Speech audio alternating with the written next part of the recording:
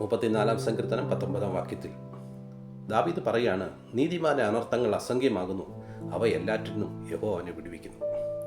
അപ്പോൾ ദാവീദ് പറയുന്ന കാര്യം, നീതിമാന്റെ അനർത്ഥങ്ങൾ അല്ലെങ്കിൽ ഒരു ദൈവത്തിൻ്റെ അനർത്ഥങ്ങൾ അസംഖ്യമാകുന്നു, അതിൽ നിന്നെല്ലാം ദൈവമായ കർത്താവ് അവനെ വിടുവിക്കാൻ ഇടയായിത്തീരും.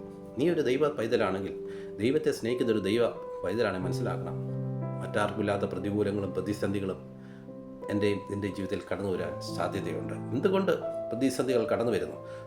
2 തീമോഥെയോസ് ലേഖനം 3-12 വാക്യത്തിൽ പറയുന്നു, എന്നാൽ ക്രിസ്തുയേശുവിൽ ഭക്തിയോടെ ജീവിപ്പാൻ മനസ്സുള്ളവർക്കെല്ലാം ഉത്തരവുണ്ട്. നീ യഥാർത്ഥമായ ഒരു ദൈവവേദലാണോ, ദൈവത്തെ സ്നേഹിക്കുന്ന അഭിഷേകത്തെ നിറഞ്ഞ് ദൈവത്തെ സ്നേഹിക്കുന്ന ദൈവവേദലാണെങ്കിൽ നിശ്ചയമായി നിനക്ക് ഉത്തരവുണ്ടായിരിക്കും.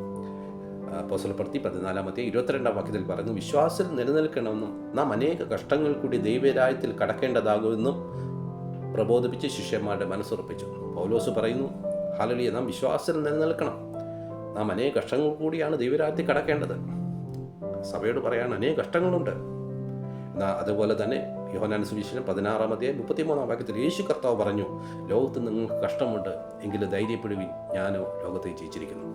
അങ്ങനെ വാഗ്ദത്തം ചെയ്തൊരു കർത്താവ് എന്നോട് കൂടെയുണ്ട്, നിങ്ങളോട് കൂടെയുണ്ട്. അതുകൊണ്ട് ദാവീദ് പറയുന്നു, നീതിമാന്റെ അനർത്ഥങ്ങൾ അസംഖ്യമാകുന്നു, അവ എല്ലാറ്റിനും യഹോവ അവനെ വിടുവിക്കുന്നു. യേശു ഉള്ളതുകൊണ്ട് ഈ ദിവസം നീ വിടുതൽ കാണും, നീ സൗഖ്യം അനുഭവിക്കും. ഒരു ദൈവപ്രതിൻ്റെ മേലുണ്ട്. ഭാരങ്ങൾ മാറട്ടെ, പ്രയാസങ്ങൾ മാറട്ടെ. God bless you. ദൈവം അനുഗ്രഹിക്കട്ടെ.